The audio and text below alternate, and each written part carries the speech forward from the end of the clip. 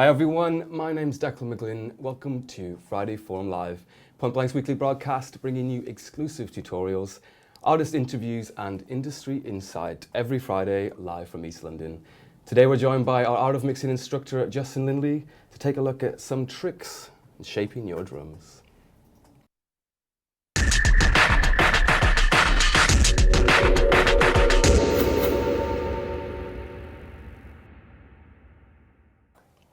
So today we are joined by Justin Lindley to take a look at shaping drum sounds using saturation, some parallel techniques, the old favourite.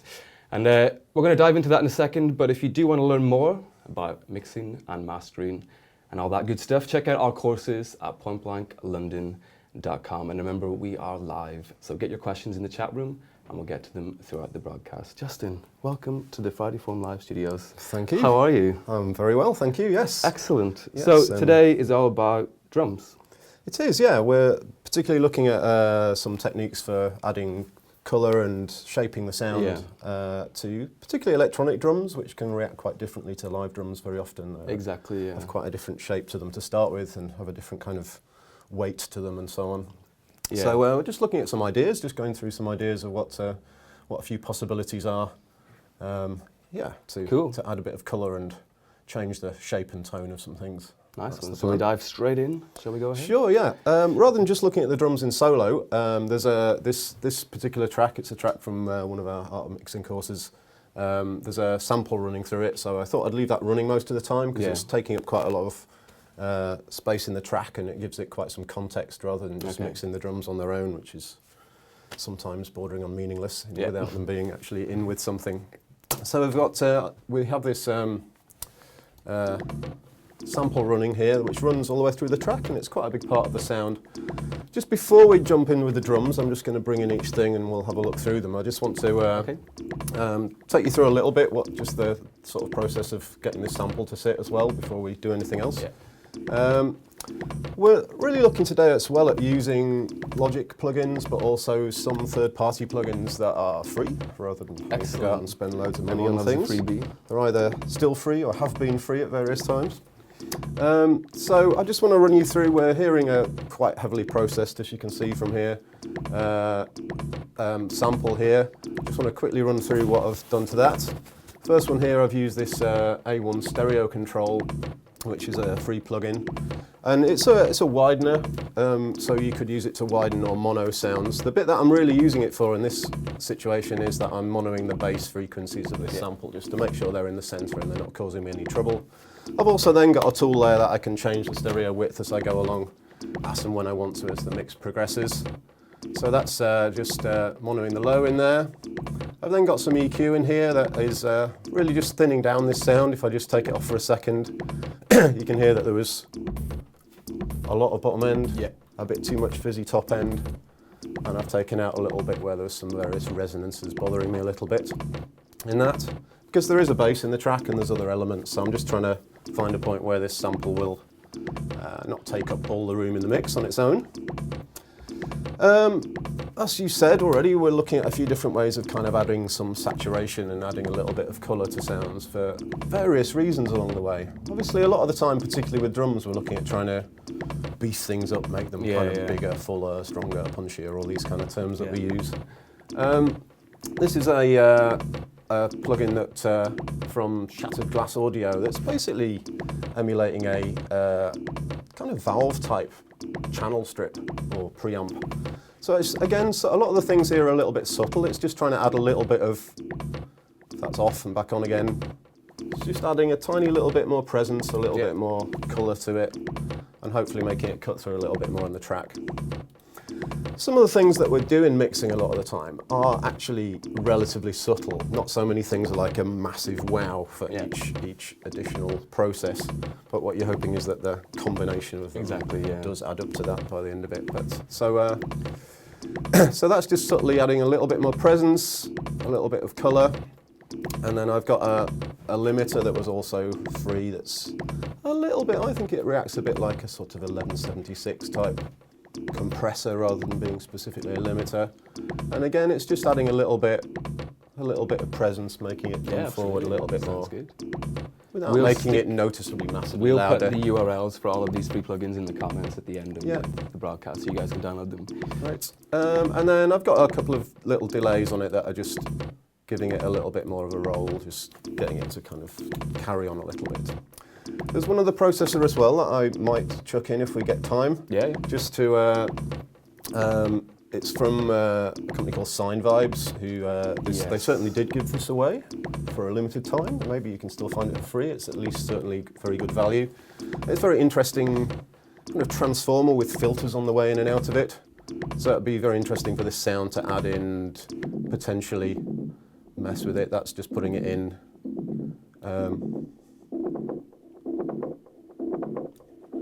We can use this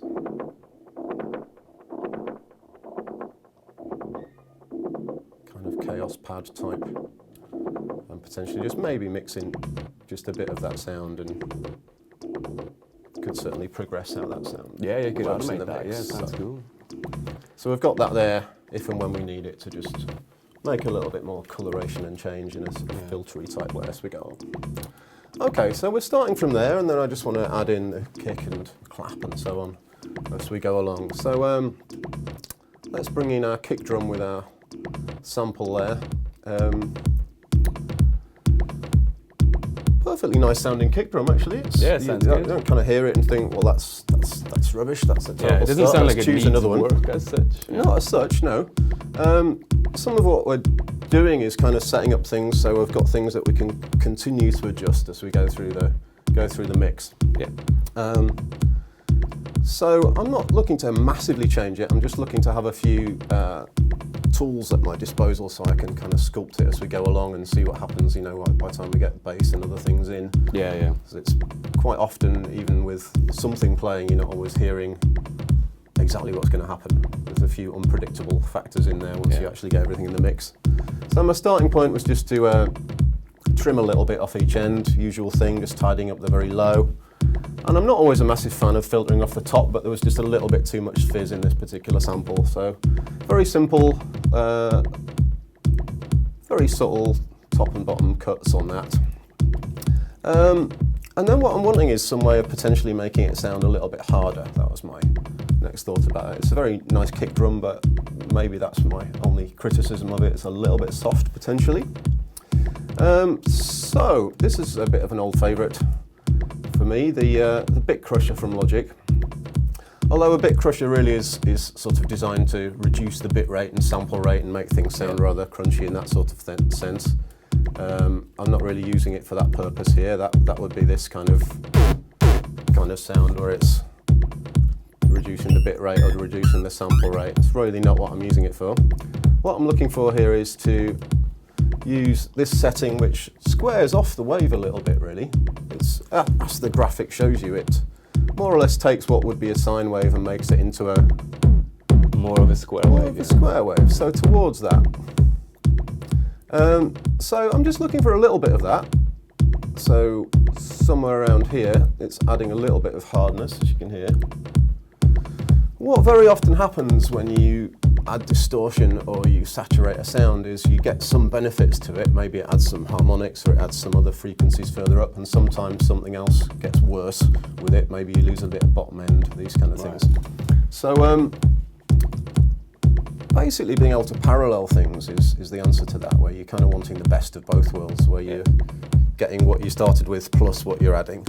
So any distortion units like this that have a mix control in it makes it super easy, so I don't have to go and make another bus and all of that. So all I'm wanting with this is that I can just basically open up our little triangle here, and I've got my mix control, and I can just add in part of that somewhere around kind of 50% or something. So just add in a little bit of extra hardness there, as you can hear when I add that in. It's just making it kind of a bit, it's going to cut through better. Anyone who was at Leaf last weekend would remember Dusky showing that exact same trick. So yeah, it's pretty popular to get like a thicker, harder kick. Yeah, so it's kind of squaring it off a little bit. A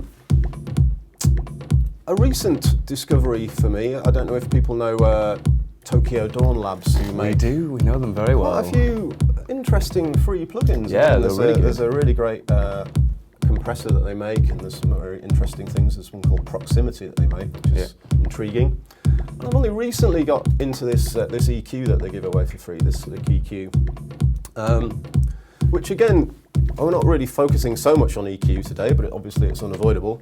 But it has in here we have a few different types of equalizer, which has a saturation element to it.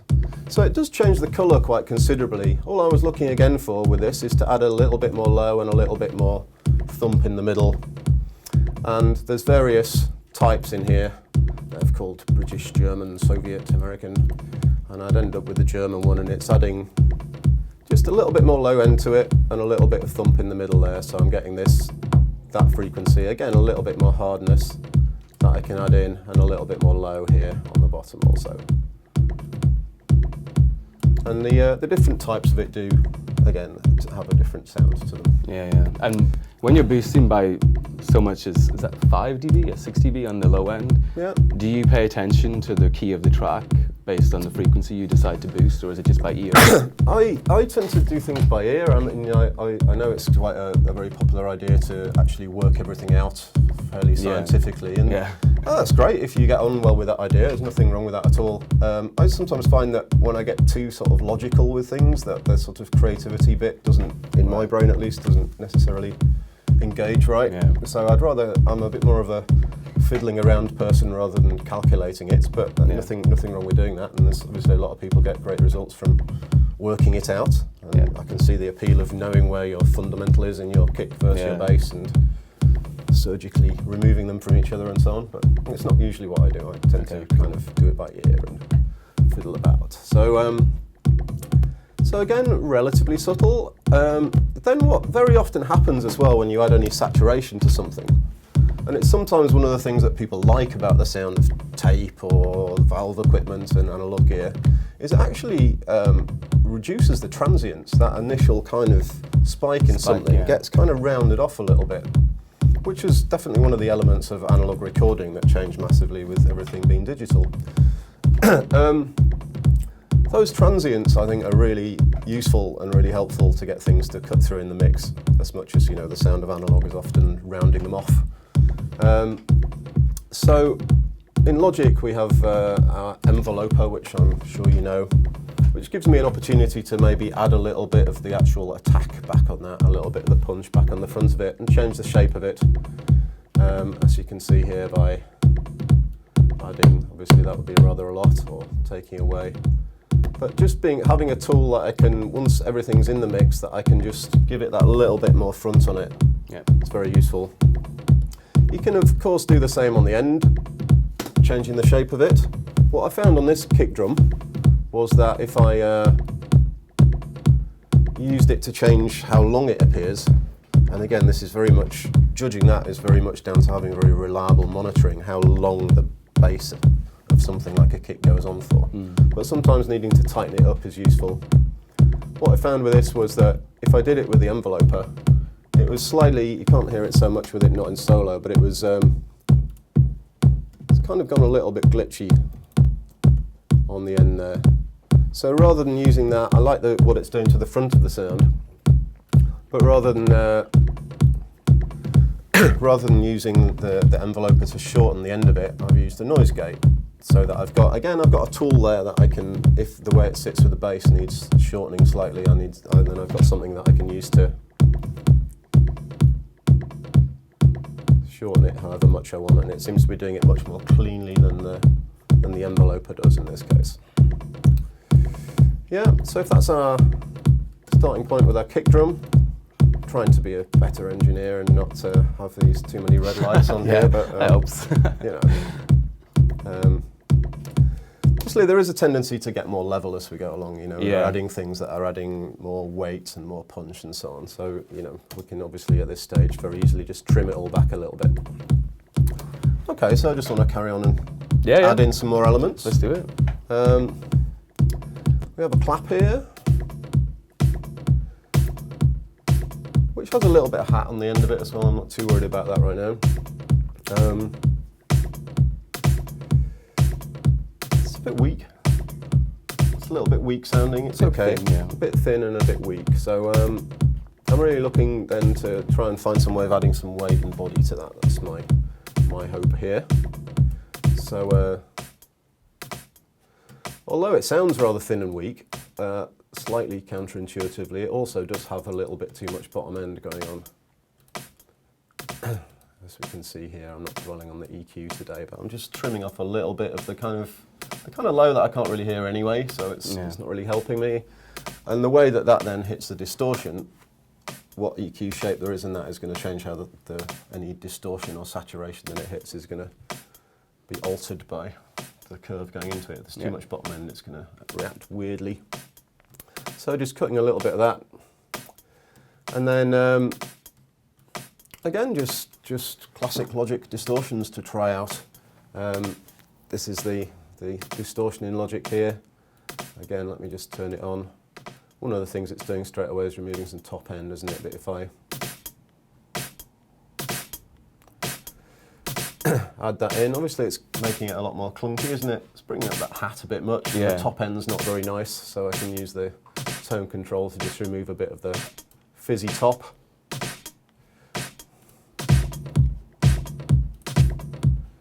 Obviously it's making it considerably louder, but we can adjust that as we go along.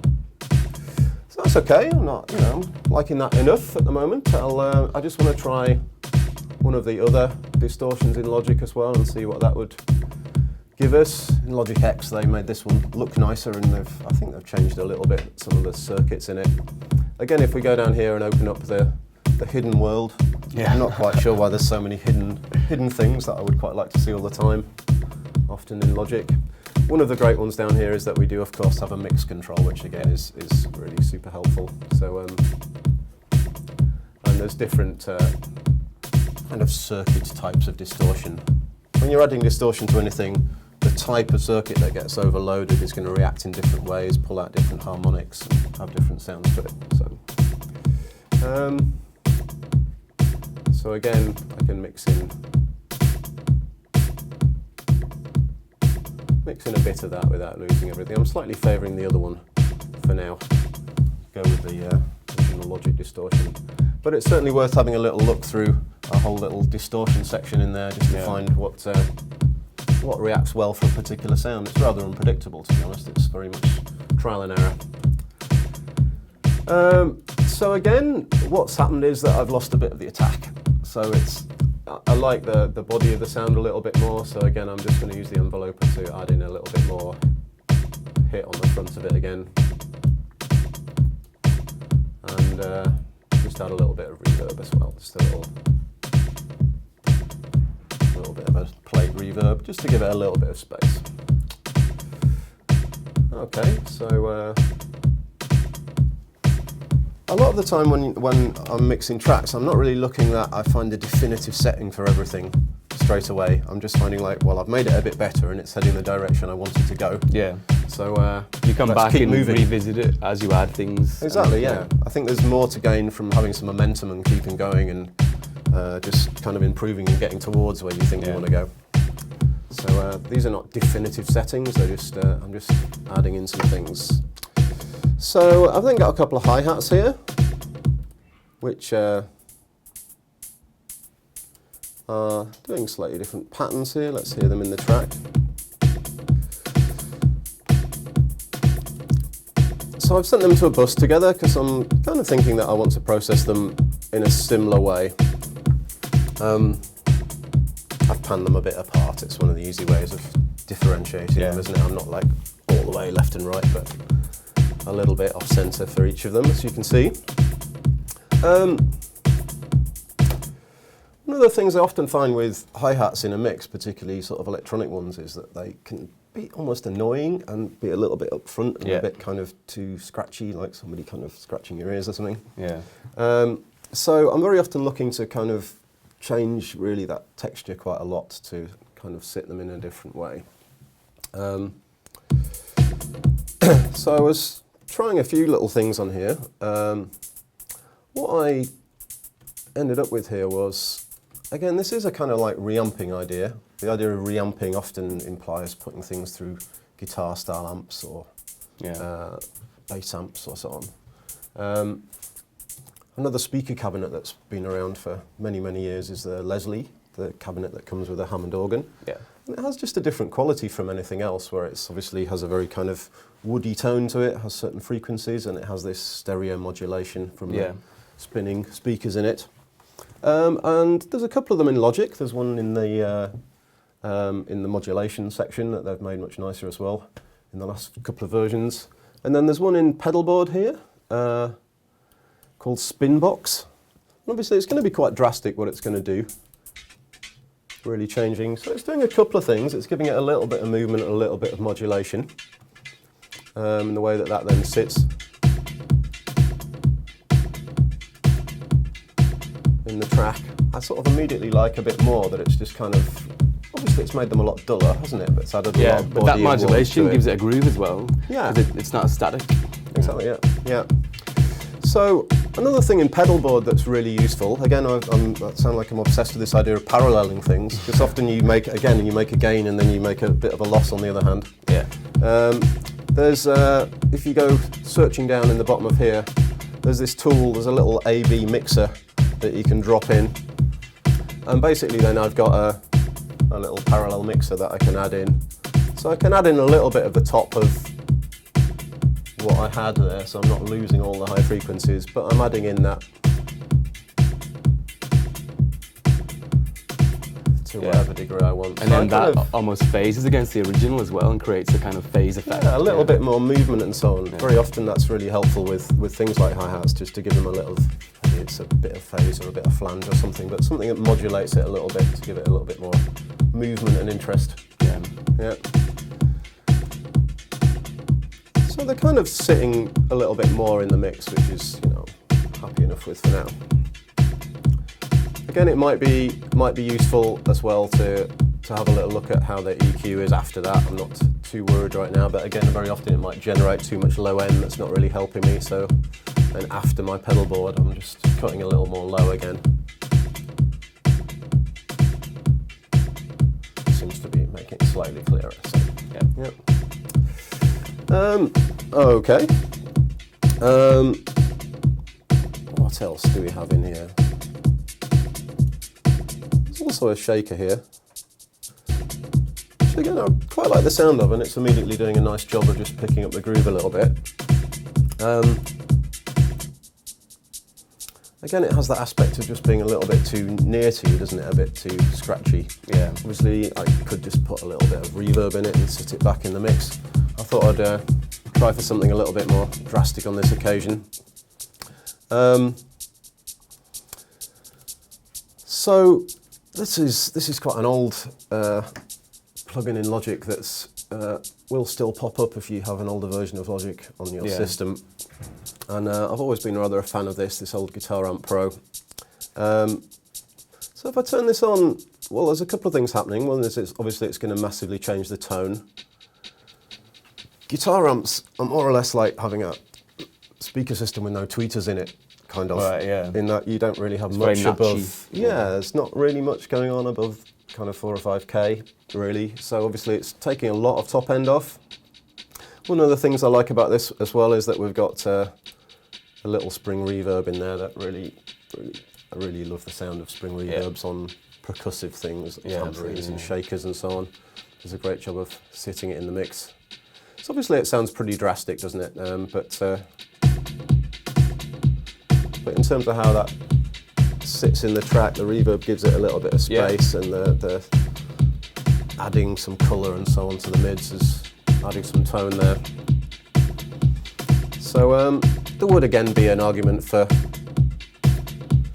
potentially inventing a parallel. Obviously I'd have to actually make a bus on this occasion, which being a bit lazy, I'd like to go for the shortest route possible on all occasions. Making another bus might bother me. Again, if you don't have that one, there's many different amps in Amp Designer that are again going to have different related sounds to them. Or if you had Native Instruments, maybe you have Guitar Rig or something, then you've got a whole world of different ways of sculpting the sound. But this one's also doing quite a nice job. Changing the microphone position and so on has quite a dramatic effect as well, or the microphone type.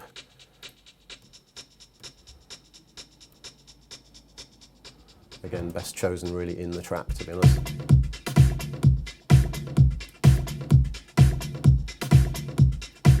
Slightly more synthetic, but it's alright. It's finding a little place there, isn't it?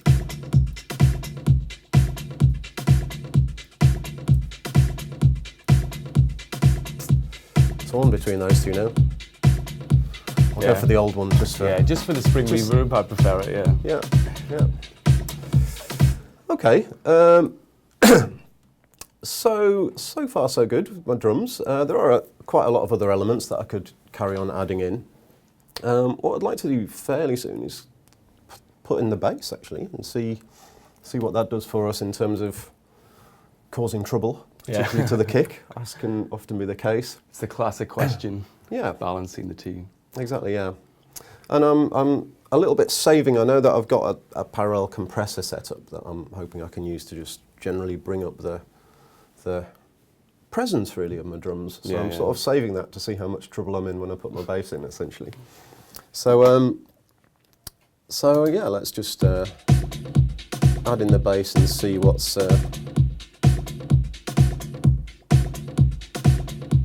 see what we're going to be getting with that.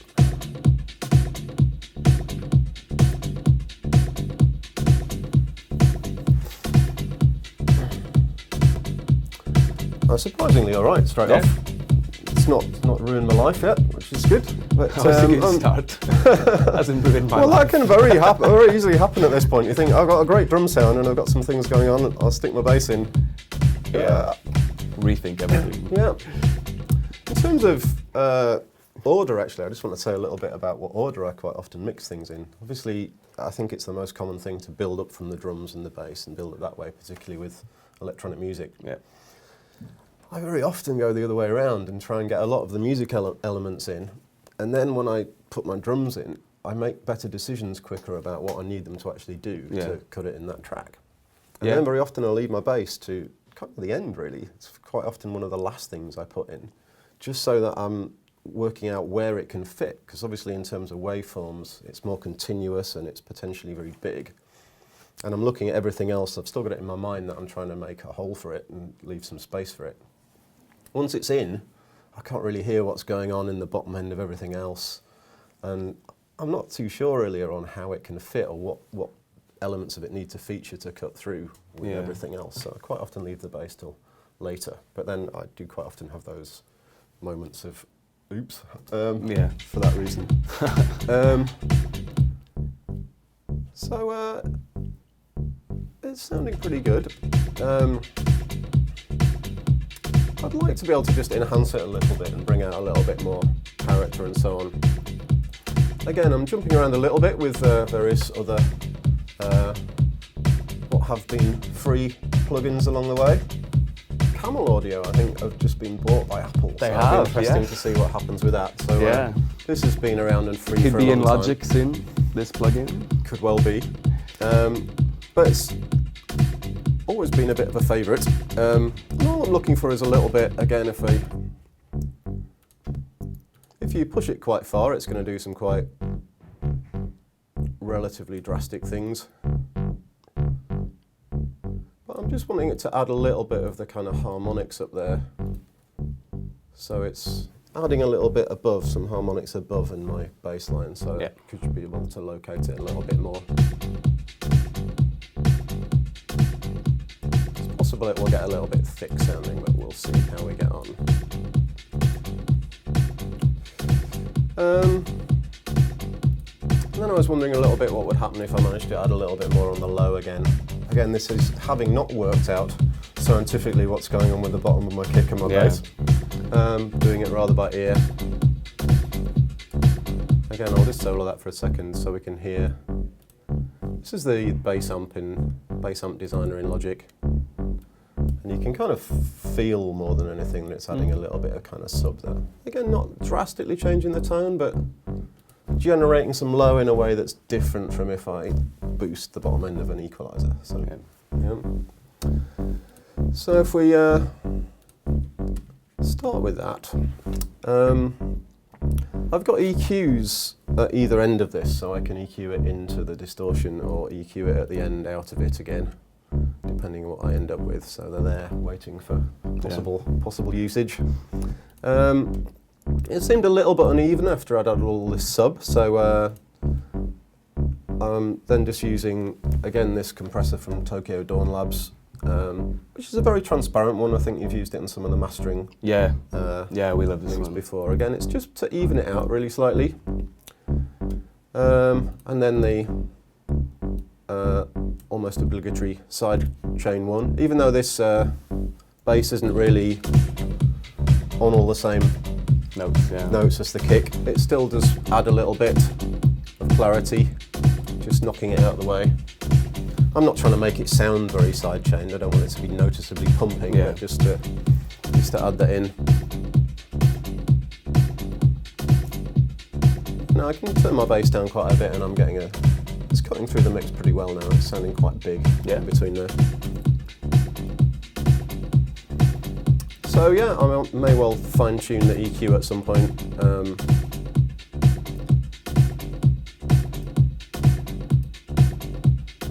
Yeah, it's sounding a little bit thick, so that's kind of taking out a little bit of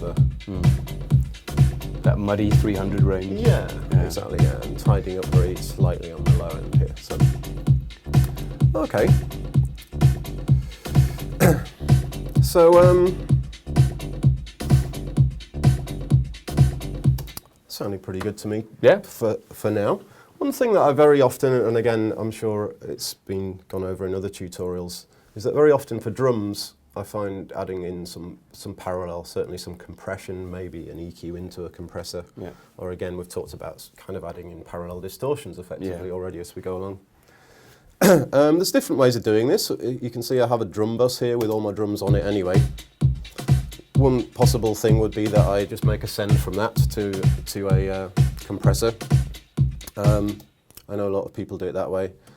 It's a little bit more trouble, a little bit more faffing about, but I usually would then make individual sends from the different bits of my drum situation so that I can just change the balance and change how much certain things come forward. So so I've just got sends here that are sending to I'm going to send the processed version of my hats and my shaker. That are then sending to a compressor on here. So let's just see what would happen if we add a bit of that in. Just making my drums a little louder. But with the compressor here, I've got the Studio FET on here. So it's one of the least subtle ones. It's one that's really kind of gritty sounding, or what it's trying to emulate as a 1176 or something. It's one that, you know, has a lot of presence to it. Can be very fast and so on.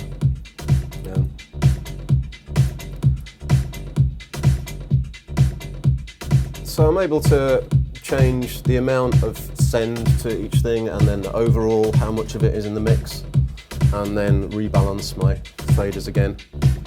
I'm getting a few red lights, which is not too bad. Obviously I can trim everything back at this point anyway. I think that's adding a little bit, and then quite often I try then EQing a little bit into that compressor as well, just to see how that works. Tried a couple of different, again, free plugin world. A little bit with this Luftikas. Just adding a little bit of top and a little bit of mids. Kind of also tried something similar with this. Phase. That's gone really phasing, isn't it? Yeah. All right. Didn't do that on my one, so we'll leave that one out. Yeah. We'll use the one that's not phasing. Sometimes the plug-in delay compensation is a little bit plug-in delay confusion. But yeah, it's adding loads. Thickness, it's adding a little bit more. A little bit more presence, and I've got again more tools that once more and more things are in the mix, I can add into that. Cool. Yeah. Nice one. So we've got loads of questions coming in. I'll quickly try and get through them. Great. Let me just have a read of what we got. Jason Gibbons asking, would you ever use stereo wideners / enhancers on drums? If so, then how? To be honest, usually not. in that I would really like certainly all the really powerful bits of my drums to remain really centered. So Yeah. quite often I'm using them the other way around with kicks or maybe snares, maybe claps to more or less mono them, or at least mono the low frequency part of it. And that first plugin we looked at had a mono maker in it, as Brainworks call it, but it was It did, yeah. But safe obviously, bass. yeah. So it's great that somebody's made a free plugin that you can mono the low frequencies, because really that's been a sort of mastering engineer's tool for years that they could use to mono low frequencies, so you could cut things onto vinyl that had straight bass. Yeah. So yeah, Brainworks make great plugins, but obviously they're expensive and all the rest of it. So that's there's a free version, somebody's made a free thing that we can use to center the low in it. Yeah. In terms of stereo spread in the rest of it, I'm very much into kind of using the full stereo width when possible. But usually you can just do that with panning, in terms of if you have all the elements there separately, you can make something wider with a reverb, or you can just pan the different elements of your drum situation out anyway. Quite often if you then went wider than all the way left and right, you're in trouble anyway, because you're starting to really create some phasey issues for yourself, and you're probably making your situation sound a lot weaker, I would expect. So generally I use them a bit the other way around, to narrow particularly low frequencies, and I'm not really looking to widen my whole drum situation beyond what I could with panning and spatial effects. Cool. Yeah. We've got more coming in. D or Gino, apologies about that, is asking, when you mix drums, do you send them to a bus channel and compress them all at once on a multi, or do you compress individually on separate channels? I guess it's probably on both. Right? Depends on the sound. What I've got here is they are all going to this bus together, but this bus is just like an overall volume control, really. Yeah. In terms of compressing them all together, I'm really doing that with, so I've got individual processing. In this case, I haven't really used individual compressors as such. I'm using other things to shape the sound of it, a bit of saturation and a bit of the enveloper as a transient designer, effectively. So I'm changing the shape of it with that in a sort of compressor type way. Yeah, exactly. But what I tend to find is that if you just then compress the whole bus together, is that again you get this thing where you've kind of, some things are better in that it all sounds glued together, and that's nice.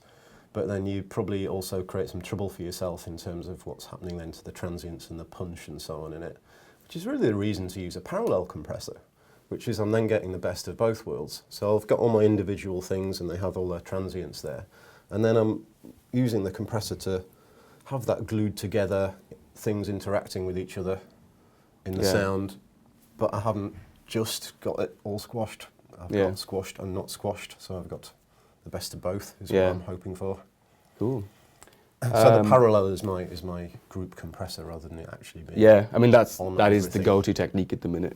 It's like everybody's parallel and everything, but it works really well. Yeah, certainly for drums. I mean, just watch anything out for phase. Well, I mean that's a software issue rather than being anything wrong with the idea. But anything that you add a parallel compressor to is going to become very present and upfront in the mix. So anything you try it on does sound kind of better. But obviously you can't really have everything sounding completely massive and in your face in your track, or you can try, but you're going to have trouble fitting everything in. So some people use it on a lead vocal to make it very upfront, or a bass, or other elements. Anything that you're wanting to make much stronger by pulling up whatever's in the body of it, whatever's in the underneath there. And you can learn loads more about that on the Art of Mixing course as well, because we're just running short of time, so I'm trying to get as many questions as we can. Yeah, great. Can you ask, Mal's asking, can you ask Justin why you sometimes choose to go with a high-pass filter on an EQ and other times use shelving? Yes. Well, a high-pass filter, obviously, they're a different shape, aren't they? So, I wonder how I actually make that decision. Certainly things where there's the kind of the low frequency part of it, I'm really wanting to tidy up massively. I think it's a little bit to do with naturalness in the sound as well. Like if you cut with a shelving EQ, it's a little bit less drastic, particularly if you're using a very steep filter. The steeper the filter and the more drastic cuts you do, you end up with less natural sounding, which for electronic music you can get away with many things, but say if you were mixing something that has a bit more of a natural sound to it, I'm wondering, him having said that, what it was in the mix that he spotted, well spotted. Might have been something like the shaker or something like that. I guess at the time it just felt a bit drastic to go with a steep filter, and that just cutting a bit of the low with a shelf would be the reason. Yeah, hopefully that's Nice enough of an answer to do with how natural or not it would be. Yeah. Whether that's entirely logically shown up in this mix. Who knows? Yeah. John Davis asking any advice on mixing kicks and snares / claps together to prevent clipping. When they all hit on the same Yeah, exactly. beat, Especially when you're using an envelope to enhance the attack transient of all of them. Yeah, I mean, obviously it seems a bit counterintuitive when you're trying to get all the transients there and all the punch there. Really, if you're in massive trouble, a limiter is what's going to save you at the end of the day, where you're just putting a brick wall in the way that nothing's going to pass by. One of the reasons that we can use limiters, for all the reasons we do, making our overall track sound louder, is that our ears are a bit slow and we don't notice for a while that when we start to clip off some of the very fast peaks and transients of something. So you can kind of get away with it up to a point of losing some of the hit, losing some of the transient before we really even notice it or feel it or whatever. So certainly you can take a few dB off a little with a limiter. If it's causing you trouble, that would be a reason to potentially put a limiter on my actual drum bus, just to get rid of that problem. These are some of the things that analog recording kind of dealt with for you. You know, if you're putting things on tape, all the transients round off, and a lot, you know, if it's going through various valve circuits and so on, all those things were less troublesome effectively. You know, potentially we've got everything in its most punchy cleanest, form, digital, tightest exactly, form. so, Not always a good thing. Yeah, I mean, I don't like to needlessly use limiters along the way, but they're a good way out of trouble if you have something like that. Yeah, if a kick and a clap and a snare all hit the same beat together, you can get some very big spikes, which be better to deal with on a drum bus rather than then having trouble making your whole mix louder at the end of the day, if that's what you're choosing to do. Yeah, exactly. Someone's asked, Pash is asking, can you show us how to make the Prida snare from Miami to Atlanta? I think you probably just have to sample it just like everybody else does. It's probably your best bet there. We've got time for one more question from Matthew. Bramilo is asking, what steps can you take when creating the track or loop to make the mix down simpler at the end? I guess a lot of rolling off will help you at the end. If you're getting rid of the subs where they're not needed, things like that. Yeah, I mean, in terms of creating the track, like writing it and putting it together, I mean, the choice of sounds is everything, isn't it, in terms of how that then affects your mix. I mean, if at the point of mixing you're dealing with something that already sounds great and you're able to just enhance it, it's partly easier and a lot more fun. If at the point of mixing you're having to then try and actually make it fit together, like full stop, then maybe go back, change the sound originally. Yeah, well, that would be better if you had, So choosing sounds and then obviously sculpting them along the way, but the choice in the first place is what really is going to make a track sound amazing. I mean, the mixing is enhancing or at worst rescuing. Yeah, for sure. Cool. So, unfortunately, we are out of time for today's FFL. And remember, if you want to learn all these techniques and loads more with Justin and our other expert instructors, you can come and take a course with us here in London, in LA, or online. Visit pointblanklondon.com for more information. And remember to subscribe to our YouTube channel to get all these great FFLs and loads more tutorials throughout the week. We'll be back next Friday with another FFL, so we'll see you then. Cheers.